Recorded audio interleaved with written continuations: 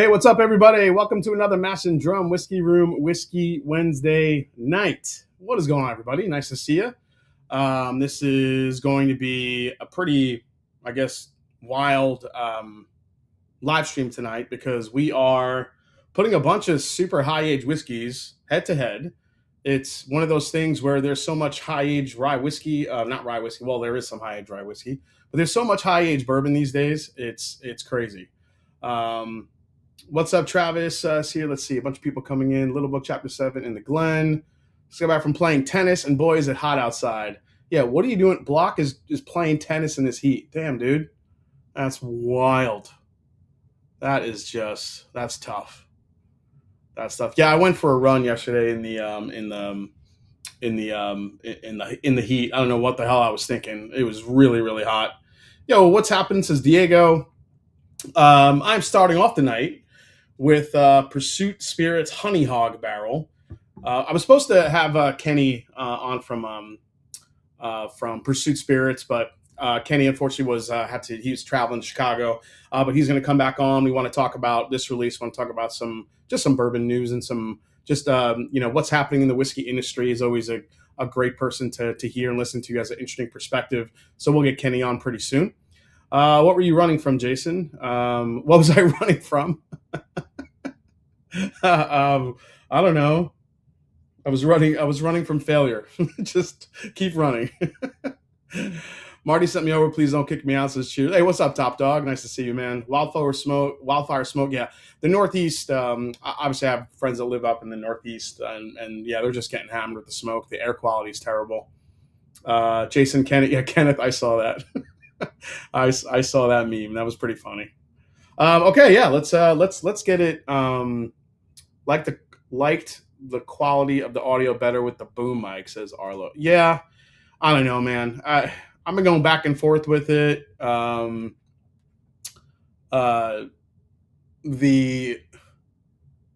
People were complaining on how you could hear me chewing in the microphone with the audio. I don't know. I think I like it better with the mic, the mic as well. So I think I'm going to switch back and just be more mindful of me chewing into the microphone. I do like it better with the other audio. A couple of Uncle Nearest employees are looking for work. Yes, we will talk about that. But yeah, let's get into it. Let's say hi to some folks. We got Travis Robeson. We got Echo Juliet. We got 96 Milliman. That anthology got to be good. Didn't think we were getting a live tonight. I'm off next week. So next week I will not be live. I'll be in Orlando for a week for work. Connoisseur Cigar, Eric is in the house. What's going on? Nathan Jurgensen. With all 320-plus year releases, 2026 is the year of the bourbon old enough to drink itself. It's a bold statement. Tim Romero is here. What's going on, Tim? We got Phil Ossifies in the house. 4-Leaf Whiskey is here. Only 16 days till the Dublin Irish Festival.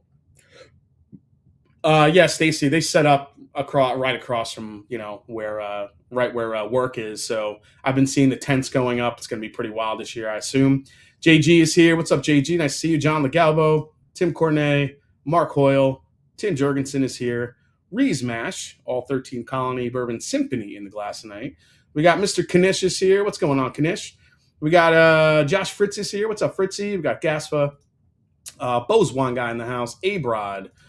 Tim K, NH2, Cheers Everyone, Barrel, Cigar Blunt in the glass tonight. Mott Bourbon, Buddy is here. Four Roses, 135th in the Glen.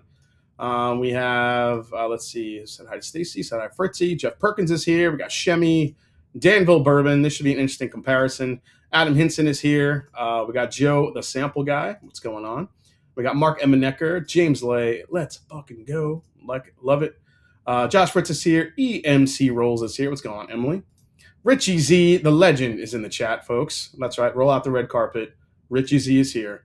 WD Hair, double platinum winner, ride symbol in the Glen tonight. Yes, thank you so much. Let's see here. Bonding over bourbon. Happy hump day. Let's see. Richie Z, JG, said hi to all these people. Jason Coates is here. What's up, Jason? Nice to see you, man. Kenneth Clark. Let's see. And a bunch more people coming in. Just trying to catch up. Thunder Dan is here. Jason Cruitt. What's up, Jay? See you, man. Jeff Winbush. Good evening, my bourbon brothers and sisters. Let's get this party started. What's going on, man? Hope you're doing well. Larry 3R is here. Let's see. Ren Family 1. Caleb Stelzer. The T Spivey is here. I'm in Columbus Hotel and picked up the High Banks Double 250th anniversary bottle today. Very nice. Have not tried that one. I'm going to have to go bother Adam for that. Let's see. The Bourbon Pour is here. Hey, what is up? That is Kanan. I think that's Kanan. Hopefully that's you, buddy. And much more people coming in. We got Wings and Whiskey going to be in Orlando. Huh? You play golf? I try to play golf, but I suck. I'm just going to tell you, I'm not going to say I love golf, but I both hate and I guess somewhat enjoy golf. I am good around the green and I'm good off the tee with irons, but I cannot drive a ball straight to save my life. And it's the most frustrating thing in the world. I hate it. Everything about it, I hate it. But 200 yards out from the green and in, I'm good. From the tee, I suck. JD Fridges, you don't suck. JD, I played with you. You know how much I suck. Come on. No one's good at golf. Yeah, it's interesting when you see golfers, especially all the guy so there is, living in Columbus, it's a pretty, I live near where they play the Memorial. Here it's a huge tournament every year here in Dublin, Ohio. And basically, it's a big golf town. And we have a lot of golf clubs and golf, training centers and golf, club fitting places. And it's just crazy to see how serious these guys are. Like this one place, I see guys walking out with their clubs. And I don't know what they're doing in these club training centers, but they're obviously going in there getting, lessons or whatever.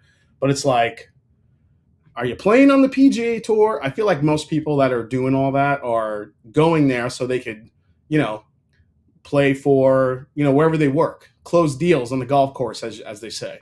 Make a deal on the golf course, go golfing with another company, just close deals all day long. I feel like it's what people are doing it for. You want to beat your coworker or beat your best friend. Let's see. We got, how far did you run today, bro?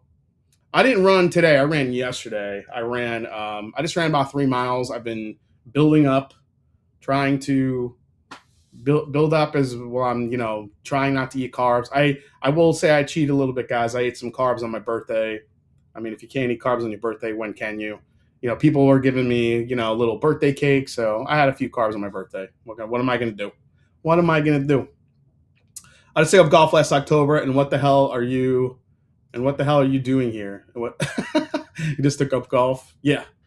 It's, he ran so far away. Brazers. Golf's a great place to pour a nip for a birdie. Yeah.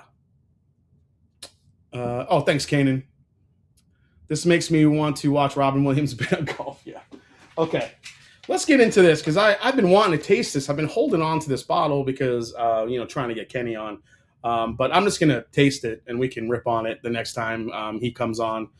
So Pursuit Spirits, a craft whiskey blender founded by the host of Bourbon Pursuit podcast. The first ever collaboration with Meat Church Barbecue. Meat Church, huge barbecue channel. So it's Pursuit and Meat Church Honey Hog Barrel Bourbon. So Honey Hog is the great. I don't know if you guys have ever tried. It's a seasoning that Meat Church has. People use it on French fries. They use it on chicken, fish. Not really sure if it's a good. I've heard it's not really great on red meat, but if you want to just use it as a seasoning overall, it's delicious stuff. So it's this whiskey is kind of made to pair with that. Pretty cool collaboration by those guys. The cross-category release translates the flavor profile of Matt Pittman's iconic Honey Hog seasoning into 105 proof honey-finished bourbon, created specifically to pair with smoked meats, rather than competing with traditional dessert-style whiskeys. The project was initiated in October of 2025, when Pittman introduced the blenders to Tim Burleson of Burleson's Honey, family-owned and operated in Waxahachie, Texas, since 1907. Burleson's provides source-certified premium wildflower honey, establishing a rare complexity, traceable farm to barrel origin story for this release. So let's see. I'm trying to find exactly how they made this. So let's see. In December 2025, more than 56 gallons of Burleson's Texas wildflower honey traveled to the Pursuit Spirits blending facility in Louisville to coat the finishing barrels, emptying the thick honey from the barrels and the chill of February proved to be an unexpected comedic challenge when the viscous liquid refused to budge. Founders Kenny Coleman and Ryan Cecil had to move the barrels one by one into a small room equipped with space heaters just to get the honey flowing. Once the honey was removed, the team introduced a proprietary bourbon blend. Coleman and Cecil utilized Kentucky bourbon barrels from Bardstown Bourbon Company, blended it with a Tennessee Distilling Partners bourbon to represent Pittman's birth state. So it's a lot of marketing jargon. I'm going to shut up now. Let's get into this. Yeah, Kentucky, Tennessee. It says so. It's Waxahachie. Isn't the X like Oaxacan corn? Isn't the X like kind of, I'm not going to say silent, but isn't it like a wa? So is it Oaxachi? I'm not even trying to say it. I'm going to piss off a lot of Texans. I'm not doing it.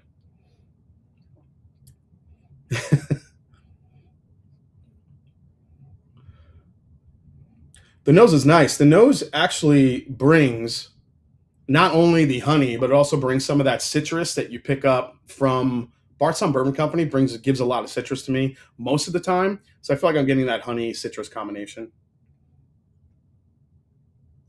It is Waxahachie. Okay. Jay, did you get some good feedback to your inquiry a few days ago? I did get some really great feedback, Reesmash. So I appreciate everyone. Does it smell like barbecue? No. Oh, Jason K used to live there. Holy crap. Yeah, this is orange, honey, a little bit of spice. I wouldn't say it smells smoky, but it does smell very sweet.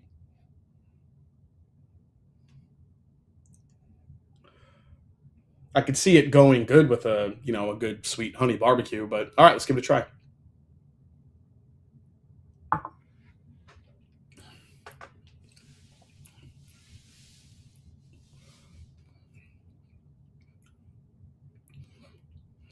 Yeah, this is good. This is the way to do honey finish for me. Honey can be so, I don't know,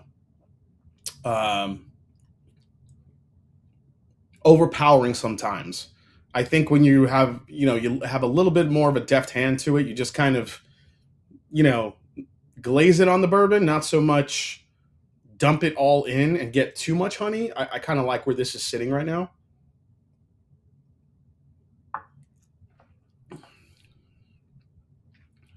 It is south of downtown Dallas, just off the 35. Everyone's giving me all the deets on Waxahachie. Love it.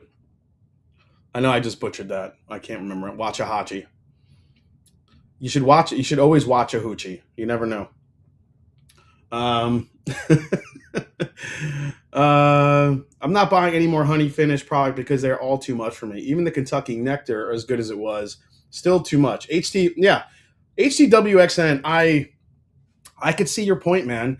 And for whatever reason, honey finishes ended up being kind of, for 2026, has somewhat become the finish of the year. It's like all these people started doing honey finishes or kind of reintroducing honey finishes. It's kind of interesting. Yeah, Belle Meade was the OG. Like once Belle Meade did it, everyone started following suit and trying to do their own spin on it. This is one of the better ones I've had, though. Would you mix this with lemonade over ice? I don't know, because I like it on its own at 105 proof. I'm probably more likely to mix the Green River honey with some lemonade over ice. However, if you do want maybe some more proof, you can utilize this. But I'm really getting the honey citrus combination is just crazy. It's almost like a honey orange tea. Honey, the new Amburana. The short barrel honey finish is done nicely, I have to say. If you had to pick, Jason, honey or maple finish, I've had better honey finishes versus maple finishes, but I also haven't had a ton of maple finishes. The one or two really good maple finishes I had, I think one came out of Nulu and the other one came out of, it might have been Evernorth. Did Dan and Sean ever do a maple finish? I feel like they did. Oh no, I'm thinking of the maple brulee. I'm thinking of the maple brulee finish. I think they did one of those. And I think that's what I'm thinking of with Mulu as well, is the maple brulee. Is that what you're talking about? I think it is. Yeah. Oh, Starlight did. Knob Creek maple. Knob Creek maple is disgusting. Short barrel bee's knees as well. The bee's knees. See, short barrel bee's knees, I think, is too much honey for me personally. There's just way too much in there.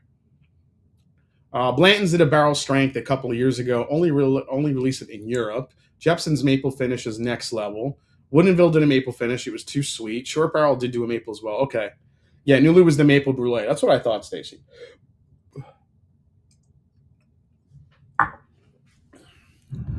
This is good. This is where is it? So I don't know if you guys remember when I reviewed the Origin honey finish, and this one is more peach and honey versus this, which is more orange honey. But this also has a nice spice to it, especially for the proof. I mean, this is actually a higher proof. Oh my god, this is peaches soaked in honey.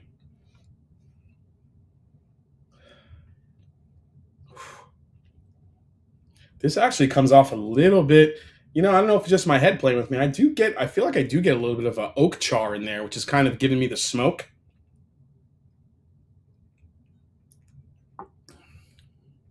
13. Oh yeah, the 13 Colony Rye with maple stave. That's very good. Yeah.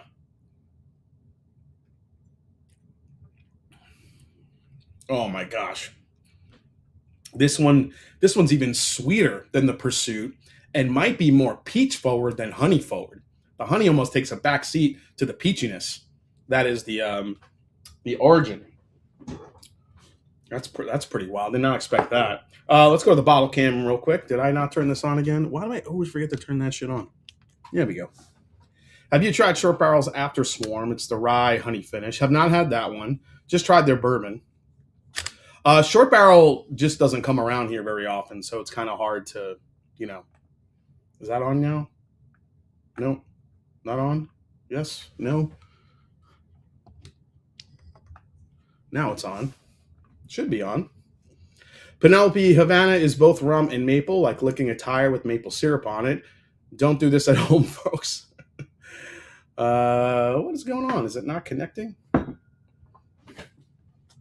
Oh, that's why it wasn't already plugged in. Wasn't all the way plugged in. Got it. All right, this should be working now. Give it a minute. There it is. Okay. So we got the Honey Hog. Focus up. There it is. Honey Hog barrel. So this is if you guys haven't seen this is basically the label that you get on the Honey Hog, label, which is on the spice rub, or just the spice from Meat Church. So pretty cool. But yeah, well done. I want to talk more about Kenny, like how they kind of put this together. It's very well done. I just love how the honey. Now, normally with these, I don't know if you guys agree. Normally, the further it gets down the bottle, the more honey comes into play. So I'm wondering if that's going to happen here. The more airtime or the honey comes out to the forefront. So we'll see. Up in Smoke Tamales is here. Short Barrel ain't what it was, says Big Prince. Yeah, I don't know if you guys want to see that label again. It's not shitting honey. Everybody's like, is that shitting honey? It's, I guess the pig has honey on his back and the bees are chasing the honey. I guess it does kind of look like he's kind of pooping honey. I don't know. Oh God. Of course I can't take you guys anywhere. Jesus. All right. Let me have some Dickel water.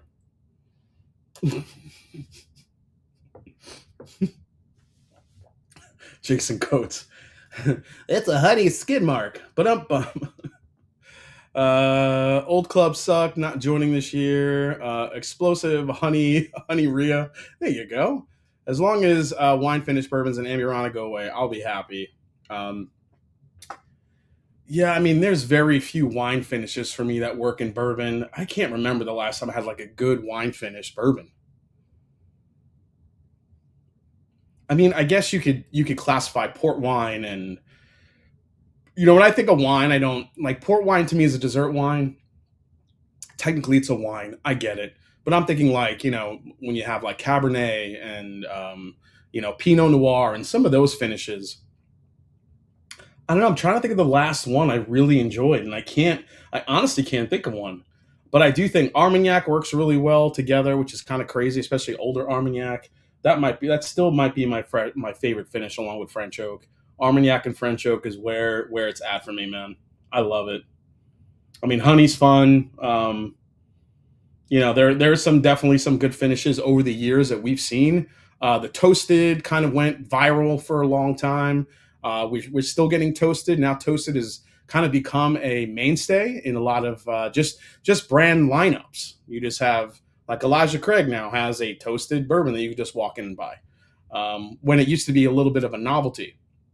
Uh, I have so real quick, guys. I haven't been able to do some content in the last couple weeks because my job has been so hectic. Like I'm getting home and I'm working late at my regular job rather than able to make content. So it's been a little bit of a challenge for me. But tomorrow I'm actually off before we head out, and I'm planning on filming some stuff tomorrow before I leave. So this way next week you'll see some content. I'll be reviewing Colonel Taylor Cured Oak. I'll have a full review of this thing once we crack it open tonight.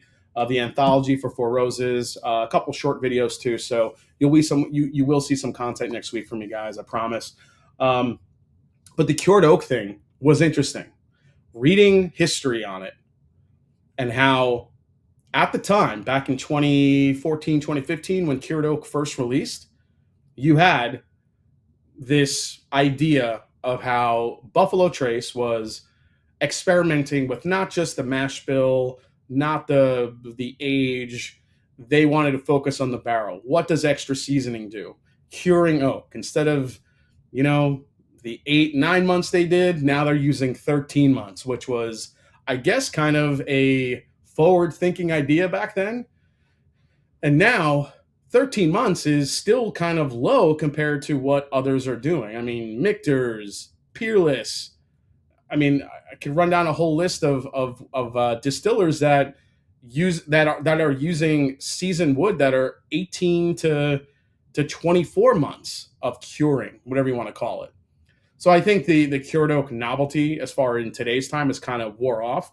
It's nice that they brought it back, but it's really nothing special. So anybody, again, and I'll bring this up in the review, anybody that's like thinking of paying a shit ton of money for cured oak, it has nothing to do with the age or the flavor or it being any more of a special Buffalo Trace. It literally is just them air drying staves for 13 months, which is actually still not that long.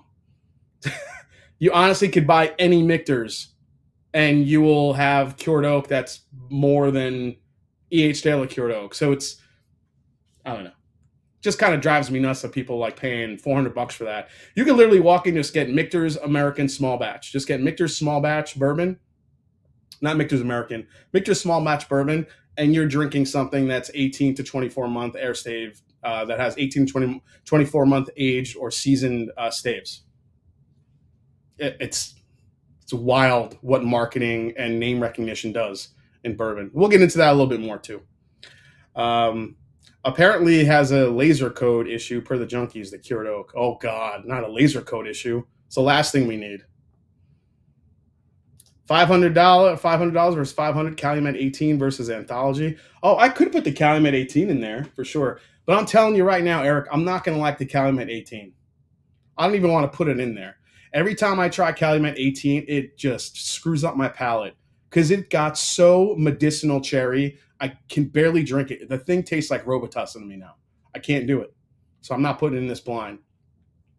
I'll take any Reverie's Provenance over mainstream stuff now, like E.H. Taylor. Anything from Take is worth it. There you go. Why don't they skip the cured oak and just do more finishing? Again, Stacy, when you talk about Buffalo Trace, they're the masters of marketing. When you're talking about them, they could easily do that. I mean, that would be the cool thing to do.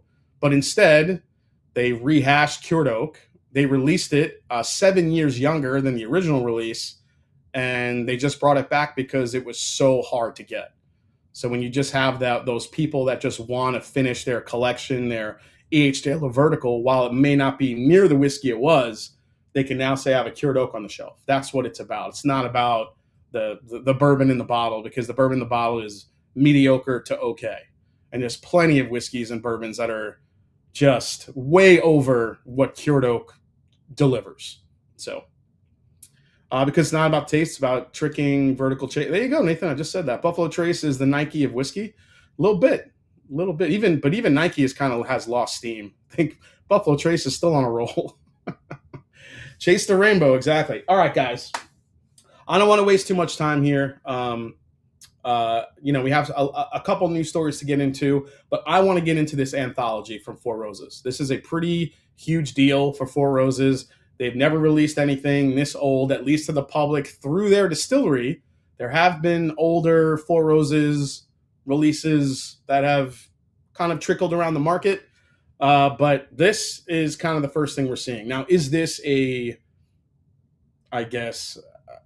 whatever you want to call it? Is it a symptom, or is it a benefit of it being bought by Gallo? Or I'm guessing this was in the plans before Gallo took it over, because that's, I always tell you guys, bourbon is extremely forward thinking. This was not brought out on a whim after Gallo took it over. This was probably in the works for a little while, but let's take a look at it. So Four Roses Anthology, 21 year. So here's the cool thing with this. This is magnetic. So you take this off. Then you just have these two holes here. And then basically what happens is you pull this open, and then you have the bottle inside. Now, it doesn't come with any fancy lights or nothing in there. Just this beautiful Four Roses Anthology bottle. So there is the look. If you kind of look there on the bottom, the gold platform it's on says 2026 Origin. It's beautiful. The back of it, the very back, is red velvet, so it still has a kind of a nod to the Four Roses red color, or the rose color, which I think is a nice touch. It's got the roses kind of imprinted into the box, which is kind of nice, embossed in there. And then to take it out here, you basically just lift it. There's a little hole on top of the box that gives you a chance to lift the bottle out. And then you just grab it, pull it out. So that's the packaging, which is pretty cool. Let me close that up. Let me put this magnet back on. So I just figured I'd show you guys a little bit of the experience there. I can't believe I'm opening this, but we're gonna open a couple of cool bottles tonight. The platform is a draw. Is it a draw, really? I didn't even notice that. Yeah, valid in 2023, they said. Oh my God, it is a draw. And what's in here? What is this? What is this? What is this steak? Is this like a piece of oak? What is that? I'm sure this came with like a insert that I'm not. That's pretty cool. Did not even know that was a draw. Thank you, whoever said that. That good plaque pulls out, and there's a spire of the wood from the barrel. Oh, there you go. That's what that is. That's what I figured it was. Piece of the wood from the barrels. That's a stave. Cool. Why did Four Roses start with the recipe? The box also a bit gaudy, in my opinion. You think this is gaudy? I think it's kind of classy. There's a lot going on with it. I think when I think of gaudy, I think more gold and I don't know. I think when I think of gaudy, I think there would be like a lot more gold on it. But it is a pretty large box for the bottle. So this bottle is $500 retail. I definitely paid more for it. So yeah, only 1,116 bottles. I wonder how many Four Roses held back. A draw, it's a piece of their old fermenters. Let's see. Is there a little card that explains it? Yeah, somewhere probably, but it's a draw just in case. Every time I think I'm spending too much on older Irish whiskey, I look at the price of older bourbon and I feel better. When I think of gaudy, I think of JG. Oh, that's kind of messed up, but funny.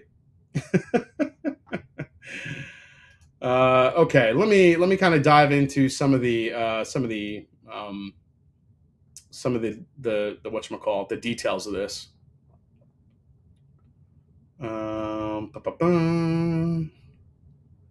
Is this the? Is that it? Hold on. Sorry, guys. I thought I had this. Yeah. Okay. I do have it pulled up here. Okay.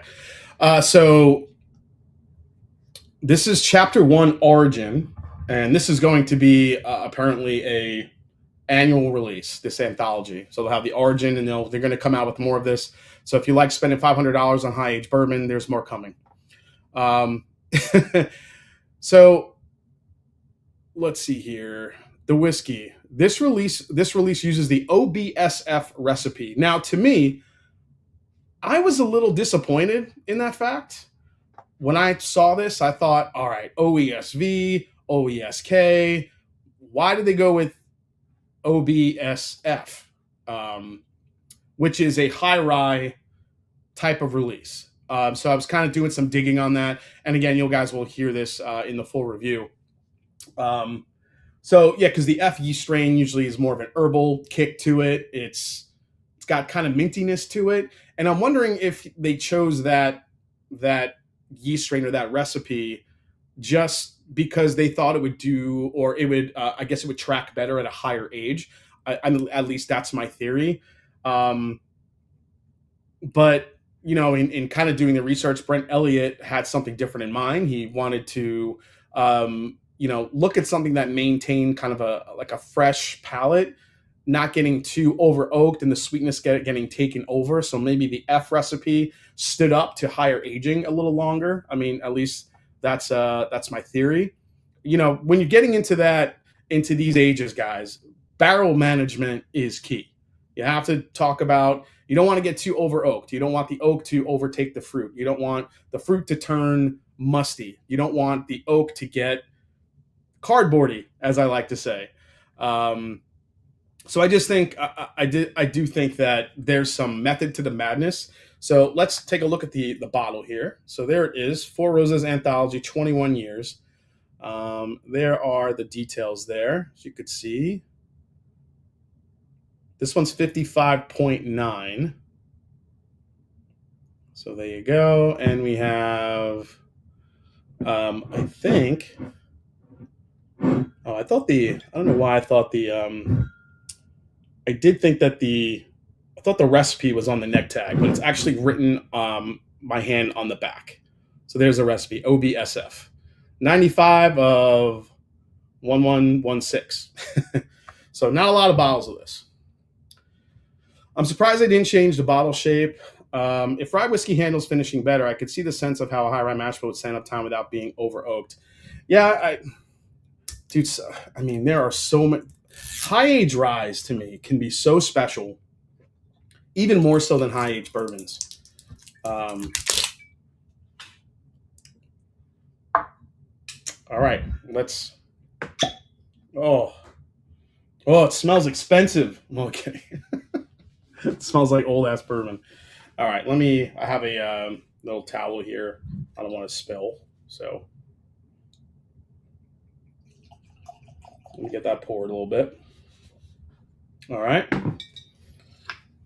So I want to taste this kind of on its own, break this down a little bit for you guys, and then we'll start comparing to some of these other old age bourbons that we've been seeing the last year or two. So we'll get into that. I'm still confused by the bottle not saying single barrel anywhere on it. Barrel strength. Tells the story of Paul Jones Jr. Got it. Yep. Yeah, it doesn't say single barrel on it. Yeah, but 55.9. Somebody do the math real quick. What is 55.9? That's 120? 120? Yeah, 120 and change. Yeah, sample. Has Jason ever pulled out a towel before? Tune in to the right time. Hey, what's up? What's up, Cam? Pinky out when you pour. That's a single barrel. Yeah, these are single barrels. I heard it's pretty big variation in proofs. Yep. Oh, 111.8. Yeah, I really can't do math. 111.8. I did hear that there is some that are higher in proof there. Yeah, 111.9. Yeah, sorry guys. This is why I can't math. So I don't mind Four Roses at a lower proof, especially at this age. But let's get into this. Let's see how this is. Cam heard laser codes. Jason, you drunk already with that math? Yeah, apparently. Um, Math on camera and whatnot. Yeah.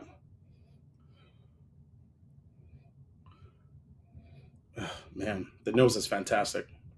Let me let that open up a little bit. I'm actually gonna let the bottle open up a little bit here too, because when I do the full review, I want this to have a little bit of a. Hope you have a good account. Yeah, right. Guys have to report the 13 Colony Barrel Symphony is actually really good. Yeah, the 13 Symphony, that is probably one of the best releases that 13 Colony has done in quite a while. Is that Symphony? It's really good. There are two barrels that are tier 5, 125 proof. There you go. That's what I thought I heard, Jeff. If there's 1,100 bottles, but single barrel needs to be 100 proof, especially 18 plus. Yeah, I hardly believe this is a single barrel. At 1,100 bottles, yeah, I mean a full barrel will garner you 450 for about 450 bottles, not 1,100. So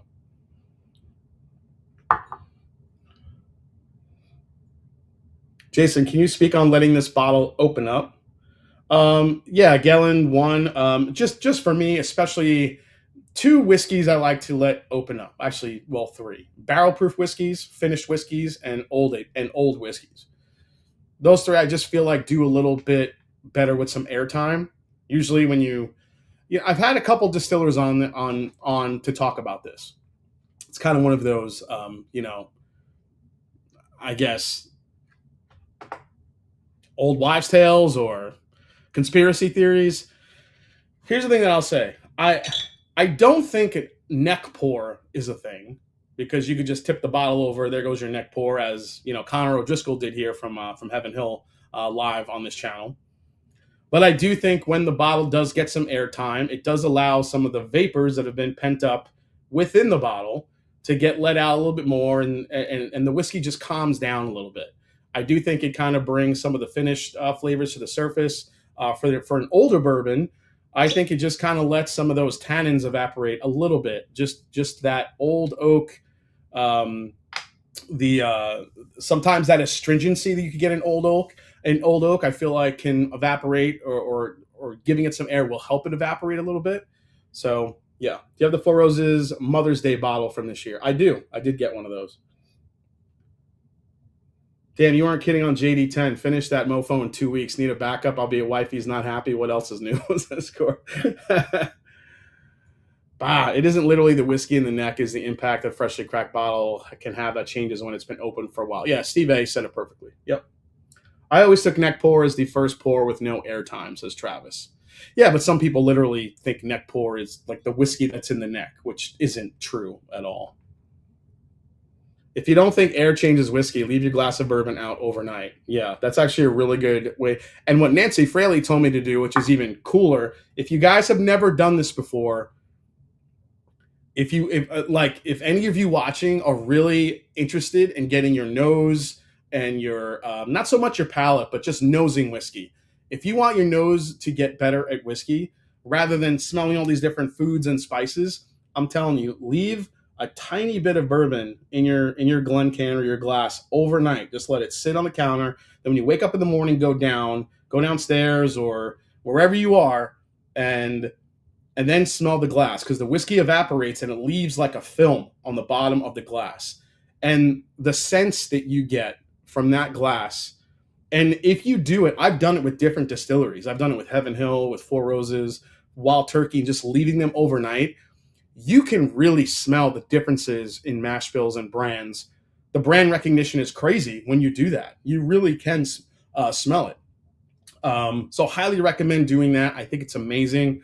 It's a cool little I guess practice to do for sure. Okay, let's get into this here.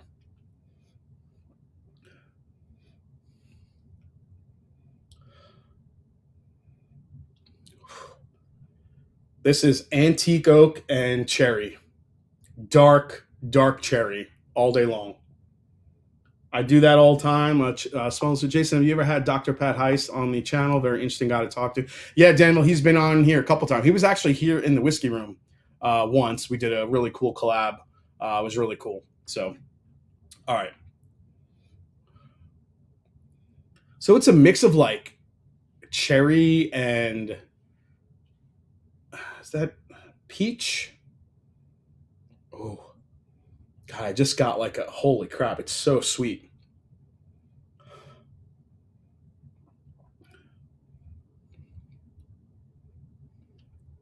I mean, the amount of vanilla on this, guys. I mean, you're talking about like when you rip open a this is kind of going to be like an old school candy. You guys know Charleston Chews? It's like the bar that has like the flavored marshmallow in the middle, covered in chocolate. When you rip that sucker open, if you ever had the vanilla one and you rip it apart and that like almost fake vanilla smell comes out, that's what's like jumping out. I don't know why it brought me back to that, but it did. It's kind of wild. That like that fake heavy vanilla smell that it has.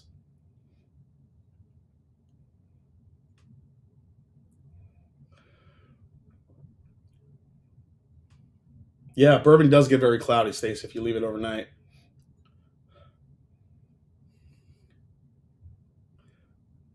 There is a jamminess to this that is just fantastic.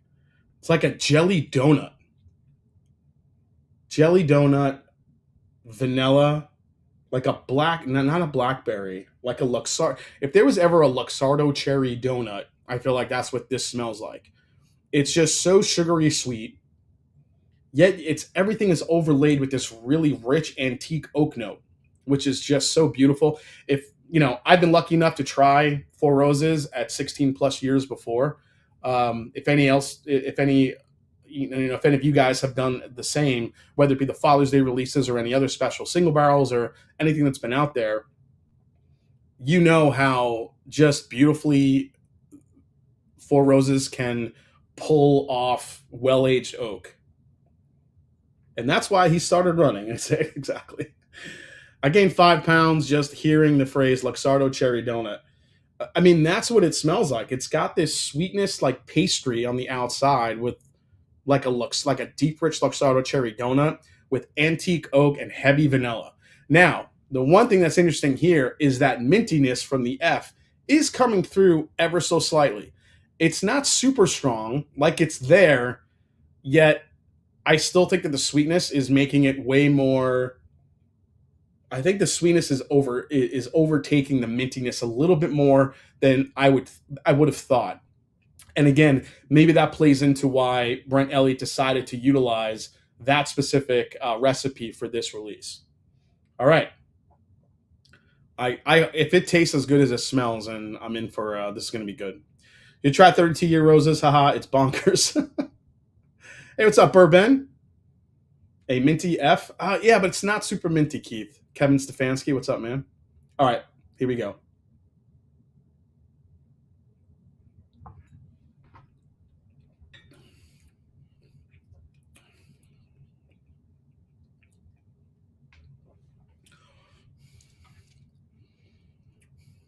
The spicy mint is on the palate for sure, but it is mixed in with that cherry donut, and the oak on this is just wild.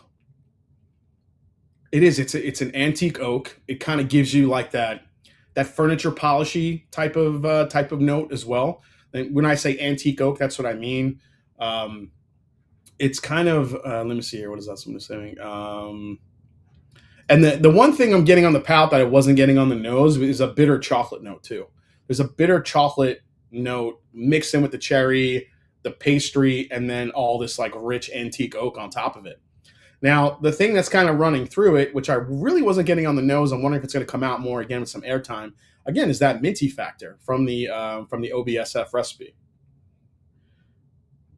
Shane Smith Weather. How does this stack up against Heaven Hill 22 and KC 21? We're going to find out tonight. I have so many high age bourbons we're going to put this up against.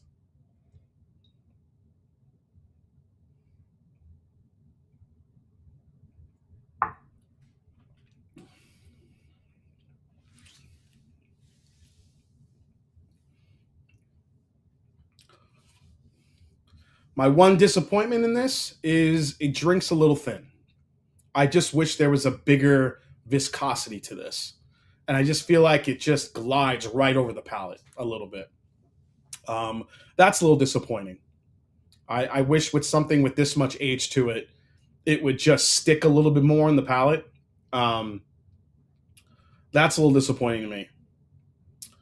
The black cherry note is crazy on the Anthology. Yeah, so much. That's what I said, like a Luxardo cherry donut. Where who said that? Yeah, Jordan GB. Are you getting like that? I'm not sure what barrel you have or whatever, but are you getting like that pastry note mixed in with that dark cherry and the antique oak, and then on the palate that minty chocolate note that's right on the back end, right before you get hit with more of that antique oak? I think is kind of the chef's kiss on this. It's really beautifully done. It's very layered. Am I nuts or is texture often not Four Roses strong suit? Says Jason Coates. The only time I've had really good, really good, I guess, textures on Four Roses have been private selects. Got to ask the community, anyone zero into kill a bottle, make room on your shelf to make room for a bottle in your bunker? Got to ask the community, anyone zero in to kill a bottle to make room on your shelf for not. I don't know. I'm sure there's a lot of people that do that. It's a lighter drinking experience. Yeah, it's definitely lighter, but it does pack a punch. It does pack a punch of flavor. Like all the notes I think I was expecting from this, except kind of that pastry donut note, I think is kind of that's the one note that I don't think I've gotten cherry before, but coupled with that sugary pastry note, I feel like that's different. I've got a store pick OBS up. It's nearly 12 years old, says Joseph. Yeah, man. See?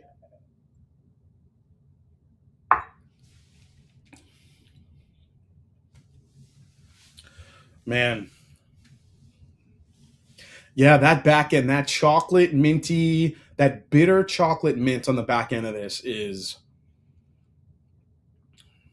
And then it returns with the antique oak cherry combination on the back end, too. Again, it does carry the spice. It has a decent finish for something only, 111 proof. I just killed off an ECBP B5 China. If only they released more this year so I could replace it. Jordan, man, it reminded me of leather interior in the car with that black cherry car scent. I didn't get much mint in the bottle. I tried 58%. Oh, you got 58%. Okay. So Jordan, great point. I don't think the chocolate is through the entire palate. I get a little hint of it on the back end, but it's a bitter chocolate. It's a bitter chocolate mint combo. But I think that's what you're going to get with the F recipe a little bit. If this just had more viscosity, it would be an absolute home run. I think for me at 500 SRP, this particular, barrel, mix of barrel, whatever the hell it is, whatever you want to call it, I'd probably feel better with this bottle at like 350 to 400, but 500, man, it's the viscosity for me is a miss, unfortunately. I just wish it had more. But the flavors itself are exceptional. I have a short barrel 90 bottles OESQ. That's the beast. That's the best Four Roses I've had. You got to pour the Mother's Day. The Mother's Day. Oh, where is the Mother's Day bottle? You know what? If it's down here, I'll grab it. I don't know. That bottle might be upstairs, man. I think I actually broke it out for Mother's Day, and it's been up there ever since. Because the price difference was huge. Buy or buy and back it up. It's definitely not a back it up. I don't know if I'd back this up. Here's the impossible thing. It's like you want to maybe be able to test the different, like tiers and batches of this before you buy one, but you can't. That's the one thing that kind of sucks about these. You kind of want it. You want to be able to pick the best one, but sometimes you don't get that luxury. You can only buy what they have, and that's kind of the roll of the dice that you get with bourbons that are of this age that have multiple releases and different tiers and proof variations. It's just kind of you get what you get most of the time. The 2024 16-year OESV Father's Day for me. Oh, dude, that is so good. I actually might like that better than this.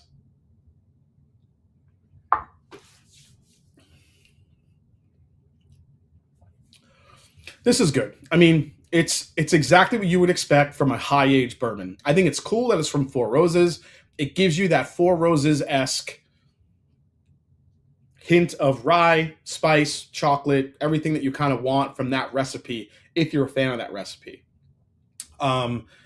I don't know how this is going to hold up with some of the other beasts that we're gonna taste it against tonight, and that's what we're about to dive into. So let's start getting that set up. So I'm going to pour a little bit more of this in my Glen, and then we'll start pouring a couple other bottles here that I pulled out just for tonight. All right, that's nice right there on the shoulder. If they ever do an OESO, I'll go stand in line for it. They're 30 minutes for me, says Dan Vilbar. Yeah, I think that's what it is. I think this could be recipe dependent. Honestly, I think that helps a little bit. I think OBSF is probably, if you were to poll 100 Four Roses fans, I think OESF or OBSF would probably be. I would think. I know you guys tell me. Do you think it would be kind of voted on as like the least favorite for most people? I feel like people gear towards OBSV, OESV, OESK, or OBSK. And obviously now we have OESO or OBSO, that's all those fruit bombs. I think those three mash bills people would pick hands down over the F. So now they've started with the F. Now next year or the year after, we're going to start seeing now the OESVs, the OB. I think people are going to go nuts for those. So I think I'm an OES. Yeah, absolutely. OESV, OESO. Yep. I love. Oh, yeah, dude. When they release an OESO version of this, people are going to go crazy for sure. OESK was not my favorite. Okay, so you don't like the spice. F4Q, I'm trying before buying, though. I had some hitters too. Okay. Qs are my least favorite, and Fs are my second least favorite. Let's get some fault line in the comparison. Oh, that's a good call. Seems a little pricey from the proof, and nothing that justifies $500 except the H statement. OESO is pretty much sure my fave. Yeah, it looks like a lot of you guys are caping for OESO for sure. For sure. Okay. Guys like that dark fruit, man. But that's the thing that's crazy. This has a very heavy Luxardo cherry note to it. OESO at this age, what the hell is that going to taste like? Like, inquiring minds want to know. And I think that's what's going to keep people coming back for these, is that the chance to try one of those recipes at a super, ridiculously high age. And I think Four Roses, whether you agree with the price or not, it's going to drive people to that distillery to buy these, especially when they're releasing those recipes. That's the one thing. If this was just this recipe every year, I think eventually people are going to, or if Four Roses didn't have really a recipe, if it was more like a wild turkey situation where you only have two mash bills, I think this would kind of lose its luster. But the fact that they have different mash bills to play with, and we get to try different mash bills at these high ages going forward, that's what this is. That's what's going to keep this release from kind of disappearing into the whiskey ether, if you will. So how much without the box? Probably a lot cheaper, dude. Probably a lot cheaper. Okay. So I pulled out a couple of interesting ones. I'm going to keep the Four Roses here. Unfortunately, I didn't have anyone here with me. Kim's not here tonight, so she couldn't help me pour the blind. So I'm just going to run through this comparison with you guys. We have 432 people watching, guys. Thank you so much for hanging out tonight. Please hit the like button below while you're here. If it's your first time here, you haven't subscribed to the channel, please do. Really appreciate it. Thanks for all the support, as always. Yeah, let's get into something fun here. So I pulled Knob Creek 21.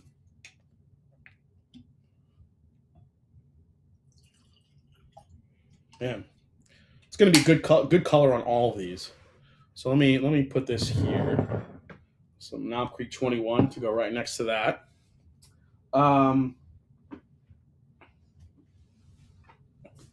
Remember this thing? Elijah Creek 21. All of a sudden, everybody forgot about this release because the Four Roses came out.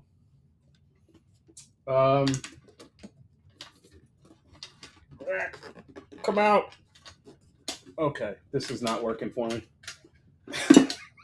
that was a comedy show. Okay. Elijah Craig 21.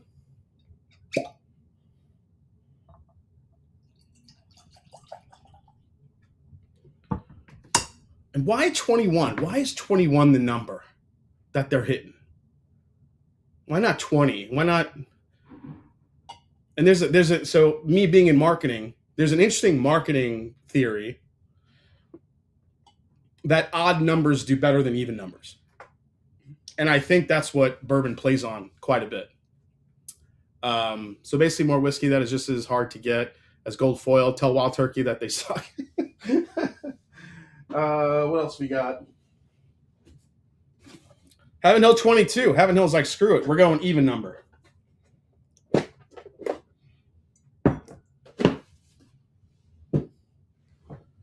I don't know if I want to taste the Anthology at 22 years. 21 is when your whiskey's old enough to drink it. Oh, that's right. Holy crap. That EC21 is lighter. Yes, a lot lighter. Heaven Hill 22 gets the mash and drum glass. Look at this lineup. Holy shit. What else was I pouring here? Somebody mentioned the fault line, right? Let's get the fault line in here. Great call. This is just an embarrassment of whiskey riches. Must be nice. Hashtag must be nice. Travis, I'm looking at you, buddy. Must be nice. Okay. All right. What else did I have here? Oh, the Wild Turkey Archives. Now, I have not opened this yet, so I'm opening this with you guys tonight. So don't say I didn't do anything for you.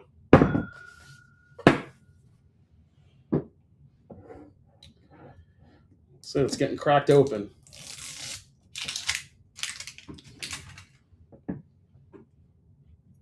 There we go. America. Need another glass.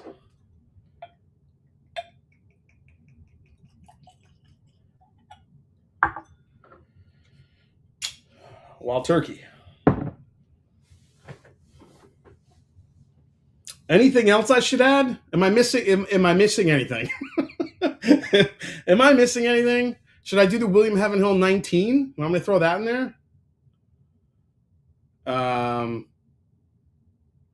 Out of bar that lineup, it costs $1,000. 21 is also one of Jack's historic age statements. Yes, we will see a Jack Daniels 21 eventually.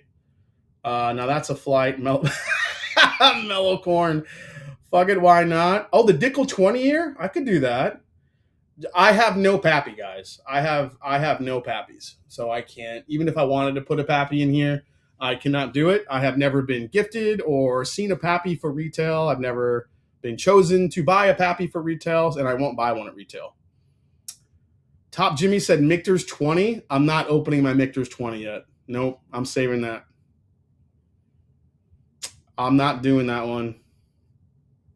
My Heaven Hill 17 is bottle killed, Mark Gillikin. It's bottle killed. I killed that bottle. George T.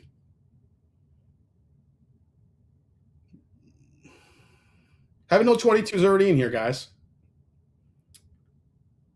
Pappy is so watered down at this age, it's worth it. Ouch.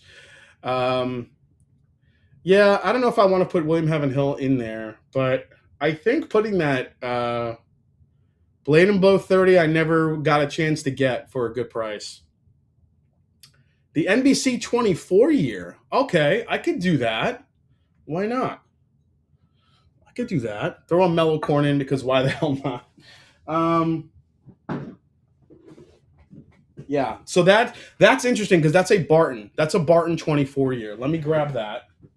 Is this it right here? Oh, I have it right here. Shit, I didn't have to go very far. Guys, if nobody has seen this yet, this is a National Barrel Company 24-year bourbon, and it's Barton. So let's go. All the bourbon food groups are accounted for, except Buffalo Trace. But here's the thing: George T. Stagg is what, 15? I don't have Eagle Rare 17, at least not yet, right, Nathan? 21 years is here. Franklin Barrel Company. Okay, I'll put the Franklin in there. Why not? Let's do that. Actually, let me put this here so I could. Guys, I'm trying to remember this lineup. It's a lot of whiskey to go through and compare, but this will be the last one. I'm not pouring anymore after this. Here's the Franklin. This is the Franklin single barrel 20-year from Elixir Spirits. Almost hazmat Dickel. There it is. And this is the final. Man, that sucker's dark. And then, of course, at the end of the night, we're gonna blend this shit. We're gonna make the Voltron. This is gonna be the Voltron blend if he was a senior citizen robot. Russell's 15. I'm not putting Russell's 15 in there. I already have the Turkey archives in there. Sorry, I'm late to the party. I've been at a client meeting just now. Jumping on. I'll rewatch what I missed tomorrow. Says, UT Bourbon Crud. What's going on, man? Super blind. Hell yeah. Heavy pours for an eighth. Can I have the 1 ounce of that blend? Okay, let's see what we got here. So this is going to be cool because basically I just want to go through here. There's so much high age whiskey on the market now, guys. And obviously there's a lot of reasons for that. When you talk about high age whiskey, why are we seeing so much of this shit? I think I've talked about this before. More mature whiskey is finally available. Pappy is not the only one now that's at the party. There's so many more high age bourbons now. Pappy is not that special anymore. Pappy is special because of the limited availability and the name recognition. But as far as a bourbon, compared to these, it's not that special anymore. There's like big competition now. You got to remember, you had Pappy that kind of, you could probably give them credit for starting it off. But then when you have folks like George T. Stagg and Buffalo Trace bringing all these high-end bourbons out, Heaven Hill gets in the game, then Michter's is in the game, and all these other people want to get in on it, whether it be an NDP, whether it be an actual distilling producer. The competition is there, and the market is ripe for the picking right now, especially when it comes to these high-age releases. Do these accrue better value over time? I think sometimes they do. It's hard to tell with each release, but I think over time you have a chance for a bottle with a high age like this and something that's more rare to accrue value over time if you're one of those folks that want to hold on to their bottles. Again, it's more future focused. As we go forward, is this still going to be the norm with the amount of barrels that there are out? And over 16 million barrels now in Kentucky, which is fucking crazy. But that's where we're at. Now, why this could eventually be a negative or go away, the prices just keep getting more dumb. The more we keep buying these things, the more the prices are going to climb. And the more I try of these, kind of a hot take, you guys tell me, I think it's a hot take. The more older bourbons I try, the more that we're exposed to, the less special they are going to get. It's just the way it is. And you're not going to come to the market now with like a 35, 40-year bourbon. It's just, bourbon doesn't really work that way unless you're aging it in a refrigerator so it doesn't get any further aging. As we just found out with the Four Roses, the other kind of downside to these higher age bourbons, just because it's a high age, it doesn't mean quality. Doesn't always mean you're going to get a good bourbon. Sometimes high age bourbons suck depending on where you're getting it from. Sometimes they're over oaked, or they're too medicinal, or the barrel takeover is just too much. They get too tannicky, they get too drying. You just never know with old bourbon. It's a risk. It's a risk by the distiller. That's why barrel management for older whiskeys is so important. And the other kind of bullshit thing that, with price comes premiumization of brands. This is what everybody's doing because this is what they need to do to sell whiskey, especially in today's market because the market's completely oversaturated. So the better the packaging, the more fancy it is, the more whiskey you're going to sell, or at least try to sell. But the other thing that you guys know I'm a stickler on, it's the marketing. The marketing of these whiskeys are so dead set on talking about heritage, talking about the maturity, where it was aged, how it was aged, how the barrels have transcended over years and years and years and years, what these barrels have seen over the course of time. It's part of the marketing, whether we like it or not. And whether the marketing speaks to you or not, it's going to depend on the person. But those are kind of your pros and cons that I think for some of these older age barrels and bourbons that have been hitting the market. It's just where we are. There's so much crap and everything being made these days. People want quality. Bullet 20-year rye is insanely good. Yeah, Trig 65. I have not come across a bottle of Bullet 20-year rye yet. I do want to get one. I'm hearing, whiskey of the year type of shit for that bullet, but it's also extremely limited. So we'll see what happens. Marketing makes money. Yeah. It's just kind of where we are with these high age releases and why we're seeing so many, guys. So expect more of it. What you would think is that the more that we see of this, the prices will come down, but I think the prices are just going to keep leveling out or get more. But I do think it makes the whiskey less special. Like this Four Roses 21 year, while it was a milestone for Four Roses, like to me, I think in some ways it's very delicious. It comes off as a little bit special, but to me, I don't know. I think I've had higher age bourbons that are better. Let's find out. Okay, I'm gonna take another sip of the Anthology here. Let's start out with this. God, that jelly donut note is crazy. It is so Luxardo cherry on the nose, not medicinal at all. I'm just gonna nose these real quick. I just want to go through the nose because these smell fantastic already. I'm so done with Four Roses as Buffalo bourbon enthusiast. The rhetorics I think are very polarizing, but I think people were more polarized by that because of the proof points. Those rhetorics came in at too low of a proof for the whiskey. What's the highest proof fault line? I don't know offhand. Nathan Jurgensen in the chat might be able to say that. Okay, question. Your opinion. What is better, a high-age whiskey or an already bottled old whiskey? Dusty. Tommy, this might be a cop-out answer, but I think you're taking a risk on either one. I think now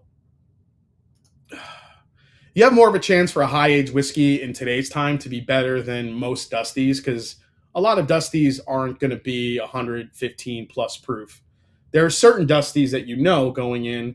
Now, if you're talking to me like a Cheesy Go Foil or a Chessman or something that I know consistently has been good from a Dusty standpoint, then yeah, some of those Dusties definitely can be better than some of the the high age bourbons that we're getting now. Jason off carbs makes me wonder how many donut notes will be there tonight. A lot of expensive Dusties people hype up. Yeah. Listen, guys, Dusties are a rabbit hole of a lot of wasted money most of the time. I found that out the hard way buying some pretty shitty bottles that I thought was like great. Fall line 19. Okay, I disagree. I'm calling Luxardo tomorrow to pitch the donuts. Jason, you mark those Glens. Do you know what Glens is which bourbon? Maybe I miss your. I didn't mark them. I just have them in the order I poured them. That's why these bottles are here in this order. This is the Knob Creek 21. So the Knob Creek 21 compared to the Anthology, not nearly as good as the nose. Compared to the Anthology, the Knob Creek 21 I think gives you more of like your typical vanilla caramels with like that antique oak note, but it doesn't give you the layers of sweetness that the Anthology has. So I think on the nose, at least Anthology for me beats the Knob Creek. The Knob Creek also has like that honey roasted peanut note that's just so. It just connects with Knob Creek all the time, or just Jim Beam overall. The thing with Dusties is that you have a pool of reviews to go by. High age modern bottles are a crapshoot. If you track specific bottles or old Dusties, you'll almost be fine. and cheaper, says James Lay. Yeah, James Lay, if you know what you're buying, that's the thing. You have to know what you're buying when it comes to Dusties. There's a lot of Dusties that are out there, but there's a lot of shit out there too, as you know. Like if you're always going through for the legendary Dusties, you're probably going to be okay. But if you're trying to collect as many as you can, most of those are going to be shit. So just maybe just a vanilla donut for the Knob Creek. All right, this is the Elijah Craig 21.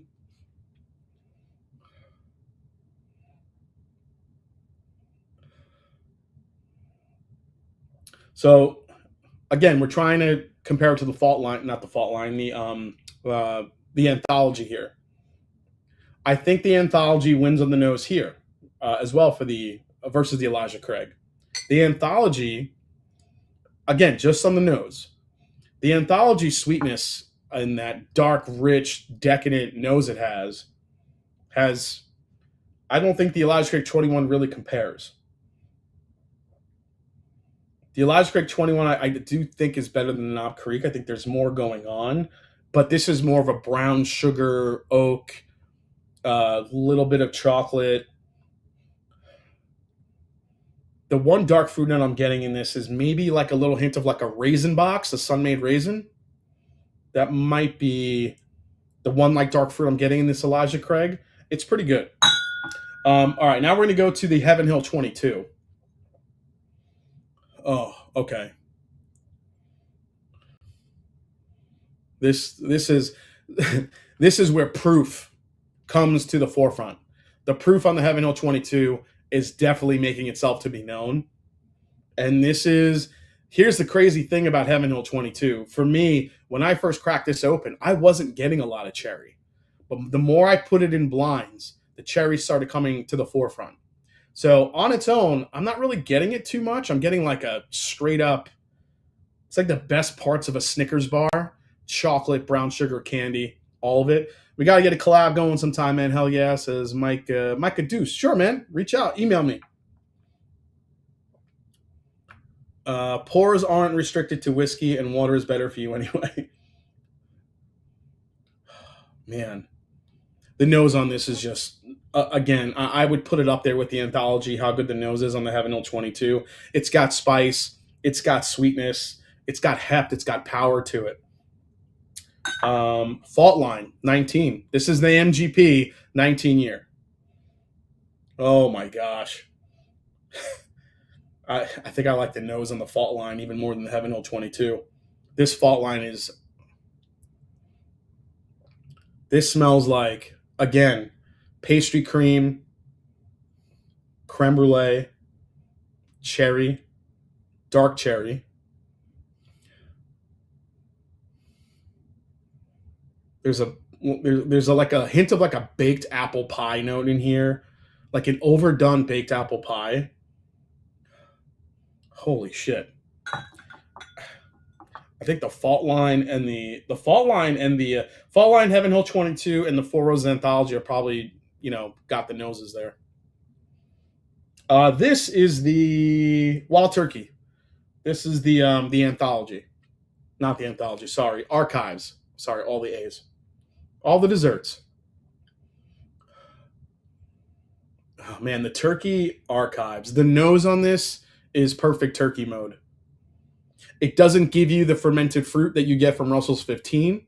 However, it does give you just that cream soda, little bit of clove, borderline butterscotch.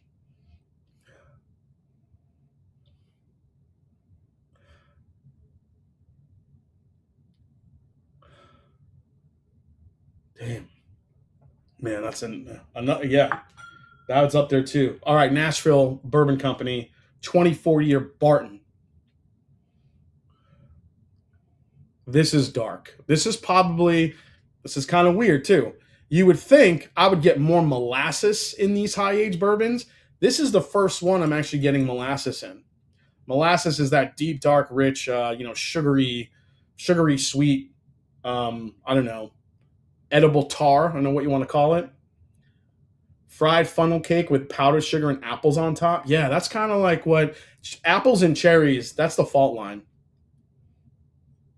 Yeah, this is barrel one of the fault line, guys. Sorry if I didn't make that clear. It's barrel number one of the fault line.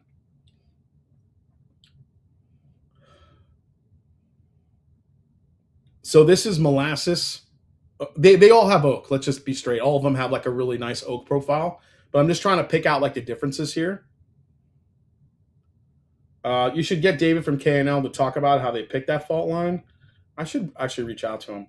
So this Nashville Barrel Company actually has kind of like that pastry, apple pie crust, pastry cream type note that I was kind of picking up in the anthology as well. A little bit of what I was also getting on the fault line. Great nose there, and then this is the Franklin. Oh, this is so weird. Coming off of these, the Franklin, the 20-year Dickel, just sticks out like a sore thumb. Here's the thing, though. The Dickel does get very cherry dark berry forward with high age, and this is no exception. Now, I think this leaps over cherry. Now you're getting into almost a blackberry raisin fig type of note with this particular barrel. But it's got that dickliness to it as well. That little bit of minerality is there, but the oak on this is just beautiful. There's almost a bitter coffee bean note in this as well, which I'm really digging. I don't know. Nose wise, I think these three are top tier on the nose. When you're talking about the Wild Turkey, the Nashville, and the Franklin, I think on this side, the Fault Line, the Heaven Hill 22, and the Anthology, I think the Knob Creek 21, the Elijah Craig 21 kind of fall short in this one, compared to the other ones. But I think if there's one nose that really stands out, obviously the Tennessee whiskey is kind of standing out the most because it's so different. So while it's very good, I think my favorite nose in this lineup might be the Fault Line. That Fault Line is stupid on the nose compared to the other ones. And the Nashville Barrel Company. When I get that molasses, listen, for me, the darker the better. You give me molasses in that like that, and it's top tier. Keto's not working, not one protein note. Hey, what's up, Scott? Old MGP is magical. That's crazy. Yeah, I'll say it again. The Elijah Craig 21 year and the Knob Creek 21 fall short compared to the other ones. I would even say the Heaven Hill 22 isn't as good as the other. Let's see, 1, 2, 3, 4, 5. I think these four in particular have a better nose than the Heaven Hill 22. But that's just the nose. You don't nose your bourbon, you drink it. So let's try it here. What's up, Hawkstar? All right, I'm going to go back to the, I'm going to sip the Anthology, and then we'll kind of work our way down the line and see where we get.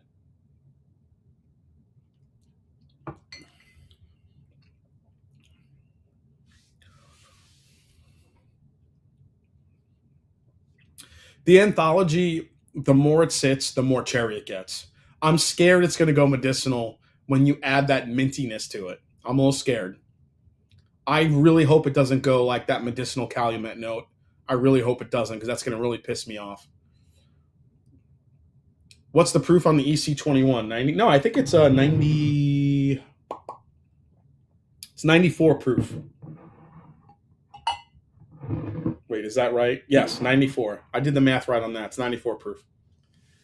Shut your mouth about my Heaven Hill 20.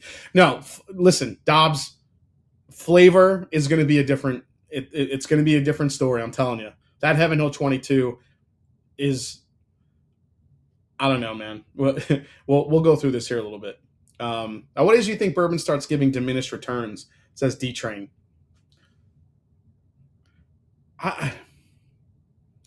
Again, I don't think there's an age that's off limits these days. I think it comes down to barrel maturation and barrel management.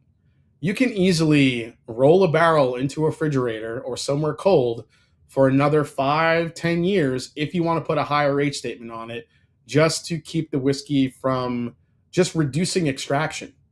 When you reduce extraction, you're reducing that oak tannic flavor. You're reducing just some of those, maybe reducing some of the antique notes that a lot of people won't like, and just over oaking in general. That's really the magic of it. And I think technology, science, research that's done today for barrel maturation is a lot further along than it used to be. So I think they are able to control that a little bit more, which is why we're seeing, look at what Buffalo Trace did. Buffalo Trace did released Eagle Rare 25, and then 5 years later released Eagle Rare 30. What does that mean? You think that they aged that in some hot ass warehouse? No, they aged that shit in some cold ass area. I even heard rumors that it was in like a cold refrigerator, just so they can add another 5 years to the age statement without getting it over oaked. It's, I think the way spirits are made today, you have less of a chance for the whiskey to go off the rails versus what they had to work with, 15, 20 years ago. But, people ask me all the time, what's your age? Like, what's the age that you like in a good whiskey? I don't know. Like, it's hard to answer because I've had whiskeys that are amazing at 20 years old. I've had amazing whiskeys at 12. It's tough, man. The age range, like back in the day, like, 6, 7, 8 years ago, you would probably say, 10 to 12. That'd be a really special age to get a really good bourbon at. Now we're at 20, 24 years old. Like, it's nothing. It's crazy. More age statement and more bottles, less loss at colder temps. The 101. Crown Royal had so much aged whiskey, they added apple flavoring with 23-year-old liquid. All right, let's try the Knob Creek now.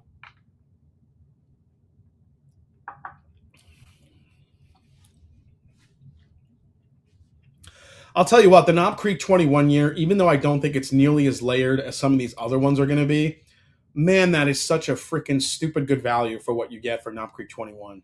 The oak, the caramel, the vanilla, the sweetness, the balance of flavors. It's not over oaked. You would think at 21 years it's going to be over oaked. There's oak for sure. All these are going to have oak. So if you know, but I think they really did. I think Knob Creek 21 is just a beautifully done bourbon. And I know it's only 100 proof, but at that price point, it's so good. And it's still hanging around in some places. If you really want to try a high age bourbon without breaking the bank, Knob Creek 21 is where you're going to want to go. It really is. KC 21 for the price, I think, is just really, really good. It's not as layered as these other ones, just telling you right off the bat. Let's get into Elijah Craig 21. I haven't had this in a minute.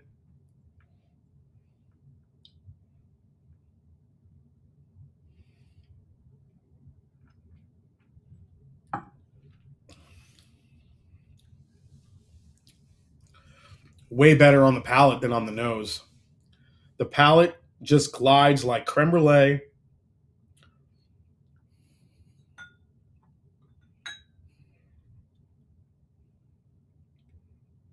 Little ginger snap cookie on that I'm getting. There's like just a little hint of like a ginger snap molassesy cookie on the back end of the Elijah Craig. Oh, that's good. Definitely sweeter. I think it's better on the palate than the nose, to be honest. I like that over the Knob Creek. However, I do think the Knob Creek isn't that far off. I think the Elijah Craig, this has a little bit more sweetness than the Knob Creek does. But it doesn't have the layers of dark berry and pastry like the Anthology does. So just trying to go down the line here.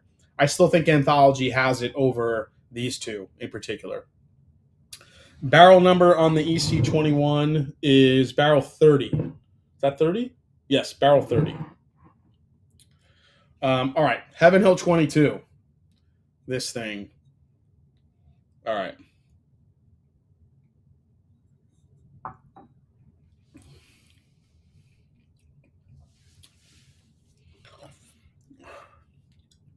It's so good.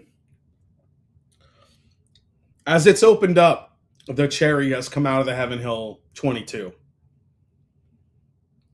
It's just such a beast of a bourbon. It's got age, it's got oak, it's got heft, it's got the spice pot, the oak spice in this is so perfect. It's not overdone. It gives you. I'm also getting molasses a little bit on the palate. That molasses cherry Snickers bar combination, dude. Heaven Hill 22 is stupid good. It's stupid good. Man, it just absolutely blows away the other three. Now the Anthology is good. I like it better than the other two, but this is like Anthology with power, and that's what people like, man. You want that kick in the face, dude. I'm taking one more sip of that.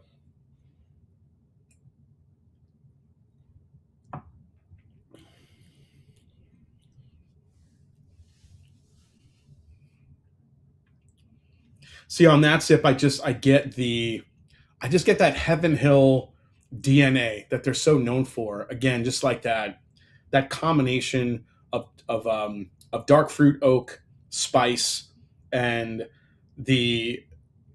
It's always so crazy to me because Heaven Hill only has 10% rye in the mash bill. Yet I get so much spice from their whiskeys, especially at a higher age. It's just wild to me.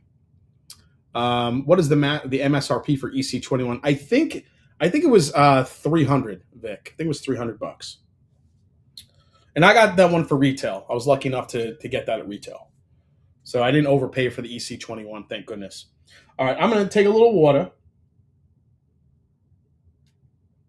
I hope is this like kind of cool for you guys to watch, or is this boring? I'm just breaking down all these high age whiskeys. I'm just trying to do my best to convey to you guys like how, you know, all these high age whiskeys that are out right now, they're in some ways they are similar, but in a lot of ways they can be the nuance of these and the differences are pretty interesting. Now that we have, like, I would never think in a million years we would have this many 18 plus year whiskeys to to compare. It's this whiskey time, this bourbon time is crazy. It's fun. Just need some music. Oh, you want some music? All right, let me put a little music in the back. I know. I wish I could actually play like cool music, but I'll get freaking clipped. Actually, I don't actually turn on. I don't really. I don't turn on like ad sharing or ads on my live streams. I probably could make more from Google if I did that, but I don't. Just because I want people to have a better experience watching the channel rather than getting, hit with an ad every 5 minutes. I don't know. I'll think about that for next time. It'd be cool to just like upload some Rush or something. But I'll put on this car a little something. Uh,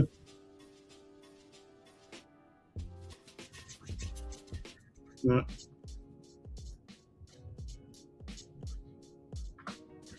I'll just keep there. Nice little break. Bro, there's 450 people watching. I think it's interesting enough for us. Great choice of pours, and is what currently released. So love it. Thank you. Yeah, I'll get dinged, but I don't. Like I said, I don't really ad share on my live streams. I don't know. Because like, have you guys watched live streams now where in the middle of the live stream an ad will pop up? Shit drives me crazy. I hate it. I'm not doing that to my viewers. I can't. You gotta skip an ad in the middle of watching a live stream. Nobody wants that. But I understand the revenue portion of it. I get it. Ignore the haters who will say must be nice. Another ball I won't be able to try. How else we're looking for? Annoying as hell. So Danville Bourbon. Okay. You guys asked for it. Jay's music taste sucks. Just say no to ads. Yeah, midstream. Yeah, go ahead and do it once. See how much it's worth, says Stretch Kicks. I don't do it for all my 4 viewers either. Those whiskey knows. Okay. All right, so we just had the Heaven Hill 22. Now we're going to the fault line.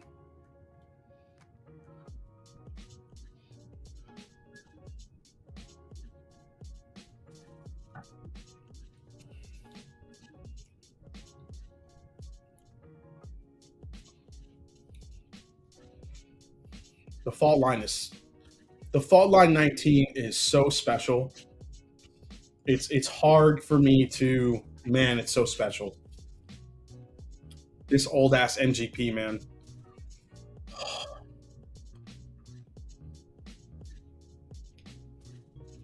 This sweet tobacco note that's in that is just so beautifully done. The oak, the spice, again, that NGP mash bill, the 21% rye. Oh my gosh. This also has a very dark fruit note to it, dark berries. Again, I'm not really getting the apple pie that I was getting the nose on the palate on that one, but the sweet pipe tobacco note in that fault line is so well, it's so well done. It's beautiful. Cracking. I'm not asked for handouts. I never ask for handouts. Um, this is batch number one on the fault line. Hey, what's up, Alan? Nice to see you, man. I emailed David to let him know you're interested in talking. Oh, thanks, Game. I appreciate that, man. Um,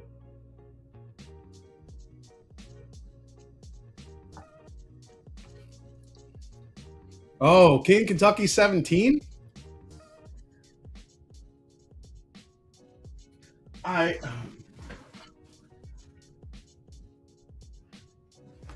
I think the only King Kentucky I have is from 2016, which might be a little bit too old. I mean, I could try it later on. Um, the fault line's exceptional. Right now, the Heaven Hill 22 in the fault line, we're there. We're right here. These two are stupid. Stupid. I'm gonna need some more water here. Any Black Maple Hill? Look at you, Stretch Kicks, calling out some old ass whiskeys. No, I do not have Black Maple Hill. He's already got the Dickel water. He doesn't need any cock. Damn, missed out on that one. Okay. I want one more taste of this fault line here. Here's the thing: the fault line was. I don't think a lot of people. I think fault line, and correct me if I'm wrong. I think that I never heard of it until Nathan in the chat told me about it. It was one of those like if you know type whiskey releases from K&L. So I don't know. I don't know how many people knew about it, got it, but these are some special barrels. All right, let's go to the Wild Turkey. Now we're getting into the archives. Man, coming off the fault line, the archives has some work to do. I love the nose on this though. Shit. My local has the Black Maple Hill 16 for 600. Is that the MSRP? Dang, yeah, that's the MSRP probably. Kraken, yeah, the fault line is MGP. Yeah, it's MGP. I don't know what the MSRP was. If anybody in the chat knows what the SRP of the fault lines were when they hit, please drop it in the chat. I don't know what they were offhand.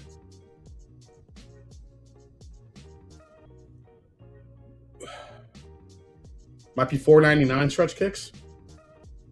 They were $300 retail. $300 for that fault line for a 19-year. I actually think that's a bargain in today's market.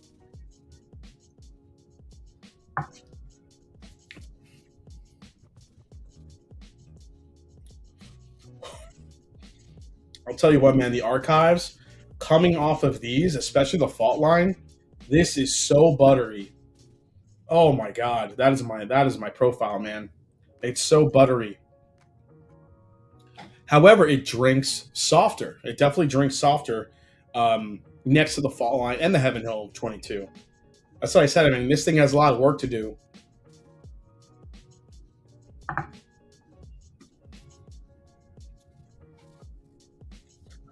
That's the thing. I think, we're used to modern Wild Turkey getting a little bit more cherry heavy, a little bit more medicinal cherry, or getting some of those fermented fruit notes on the higher ages, especially like a Russell's 15. That's not what the archives is. The archives brings you way more into a cream soda, butterscotchy, confectionery place. And it's just, we had a huge discussion about this in our Discord today, which was awesome. Talking to Nathan, a couple of other guys, and about it, and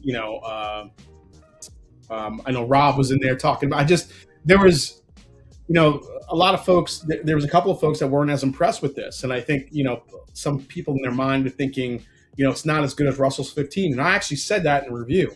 There's going to be people that like Russell's 15 over this. The way Bruce explained it to me. Bruce Russell said that Russell's 15 is the best song on a great album. This to him was the entire album. This drinks like an album. There's layers to it. There's complexities that Russell's 15 doesn't have. But I think what Russell's 15 does so well that people love, it's the power and the that dark fruit and that funkiness that it has. It's hard to measure up to that with any other release. All right, last sip of this one for the archives.